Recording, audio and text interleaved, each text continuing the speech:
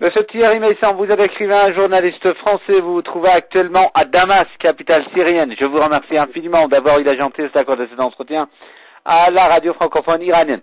S'agissant de la Syrie, Monsieur Meyssan, ce qui retient toutes les attentions des médias, des milieux politiques et médiatiques, c'est en fait de la vie de la population kurde de Kobané. Selon des informations, il y a eu en fait des Peshmerga, forces kurdes irakiennes, qui sont entrés à Kobani. Il y a eu, semble-t-il, selon certaines informations, les éléments de l'armée libre syrienne également qui seraient, mettons le conditionnel, entrés à Kobani. Dans le même temps, le gouvernement turc a vivement critiqué en fait de ce comportement honteux. Le gouvernement syrien a vivement condamné ce comportement honteux du gouvernement turc. Votre analyse, s'il vous plaît. D'abord, il faut comprendre ce qui se passe parce que la ville de Kobané donc, est une ville frontière pour la Turquie et elle est assiégée par l'Émirat islamique, par Daesh, mais il n'est pas possible depuis la Syrie de venir débloquer la situation parce qu'en Syrie, le territoire occupé par Daesh est assez important. Il faut donc d'abord franchir ces lignes de front. Il est par contre possible d'intervenir par voie aérienne, ce que le gouvernement syrien n'a cessé de faire dans les derniers jours.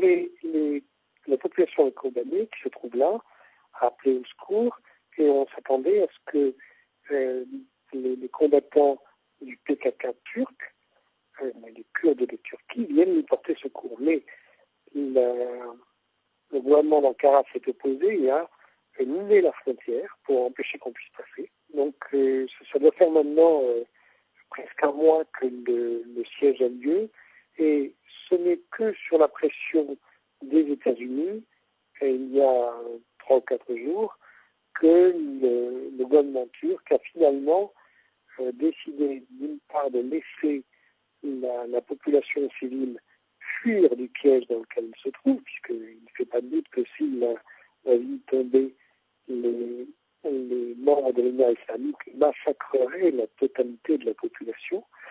Donc, d'abord de laisser fuir la population civile, et puis ensuite, ils ont annoncé qu'ils allaient laisser des combattants venir à la rescousse des Kurdes syriens. Mais les combattants qu'ils ont envoyés, en fait, c'est 155 Peshmerga, c'est-à-dire des Kurdes d'Irak, qui sont en fait connus pour être pro-israéliens et également opposés au président Bachar el-Assad, tandis que les Kurdes syriens sont restés loyaux à la République arabe syrienne.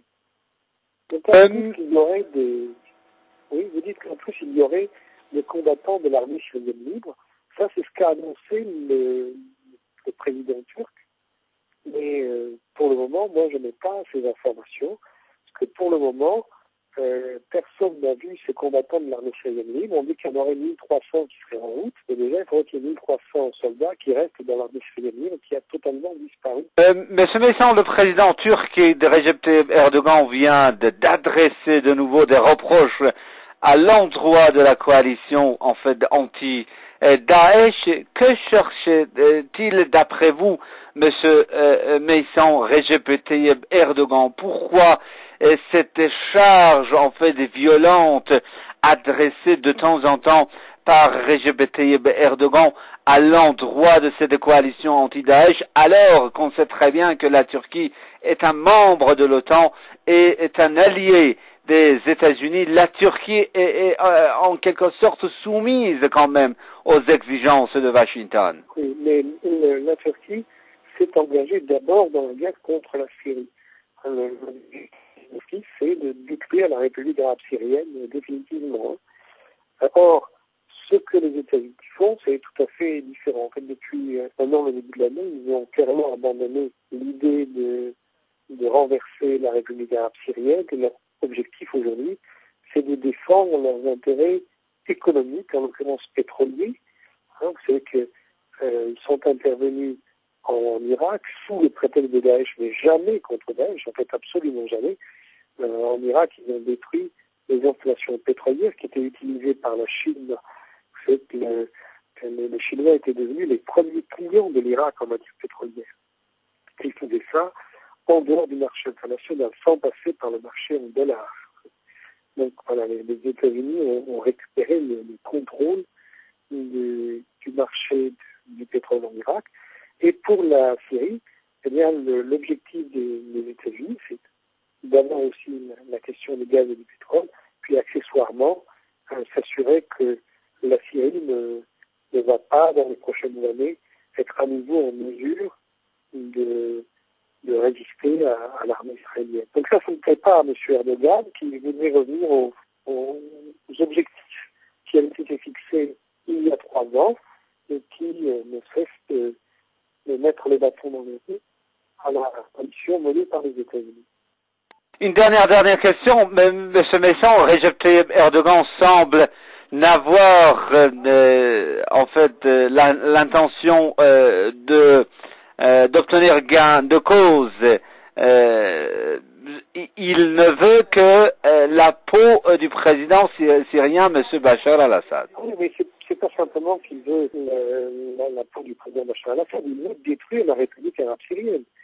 Son objectif à lui, c'est de rétablir l'influence ottomane dans cette région. D'ailleurs, ça fait déjà plus d'1 an qu'il a nommé un wali pour la Syrie, un préfet pour la Syrie. Donc, c'est extrêmement clair. Il a l'intention d'occuper ce territoire. Et déjà, dans les partis qu'il a déclarés libérés, c'est-à-dire des partis qui sont en fait sous le contrôle de groupes armés qu'il aide et qu'il finance, eh bien, l'autorité de ce wali s'applique.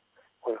Alors, c'est simplement une tentative de réconciliation par la Turquie et bien ça par la France, qui a un objectif similaire et qui partagerait bien ce morceau avec les Turcs. Ce qui explique aussi pourquoi la France, comme la Turquie, n'a pas du tout participé aux opérations militaires de la coalition, mais même son propre